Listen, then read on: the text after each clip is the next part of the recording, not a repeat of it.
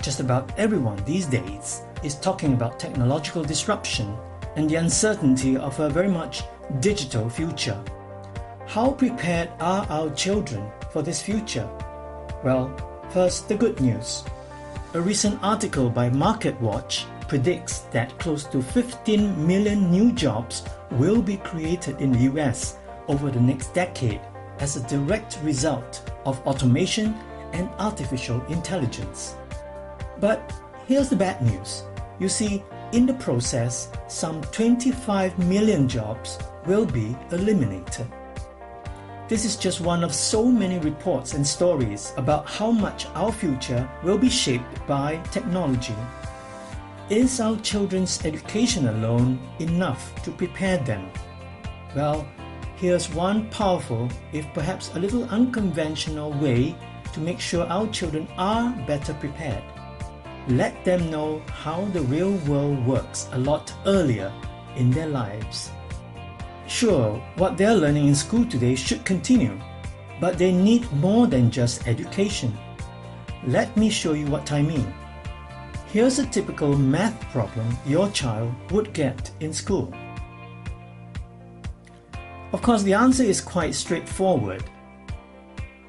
But this doesn't reflect real life, does it? I like to see a child ask the teacher this question. Wouldn't some people buy from another store that sells it cheaper?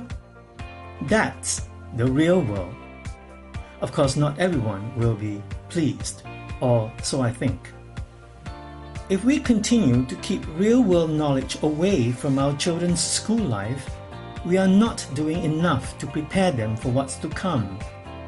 As Michael Merzenich puts it here, if we don't challenge their brain with new things, their thinking capacity will suffer. And so, I ask you, what is stopping a 10-year-old from learning economics? Or a 12-year-old from using SWOT analysis? Or a 14-year-old from learning how to give an elevator pitch?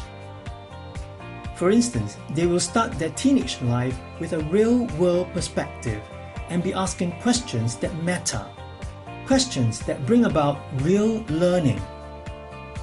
If the threat of technological disruption is our enemy, then we are keeping it very close to us. We need to put our children's future in front of them now. If, like me, you believe we can do something today to better prepare our children for this inevitable digital future, let me show you a way. This 3-book series titled I'm So Ready for Life gives you a great start to getting into the habit of keeping your children tuned to the challenges they will eventually face. The principles of economics, leadership, and decision-making are set in an adult world concept, but presented in a way children can understand. These are not textbook principles. They are stories based on real-life experiences. And you, parents and teachers, have a key role to play. Read with them.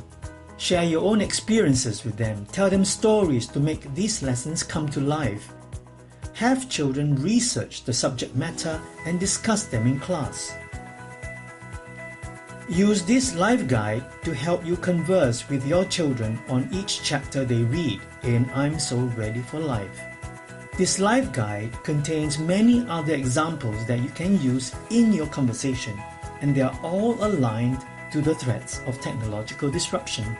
In fact, I'll even say this life guide is a help book all on its own, and I'm giving it away free with my book series. I am a parent myself, and I know how precious knowledge is, especially to a child. In fact, I taught my daughter Newton's third law of motion when she was just 4 years old. How did I do it? I made her learn for herself its effect while traveling on the bus and train.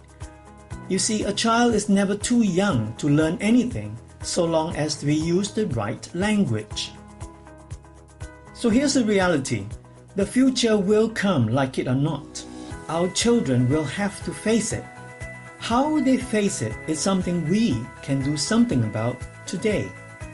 What I'm offering you is one solution, teaching them how the adult world works a lot earlier in their lives, aided by structured conversations with parents and teachers.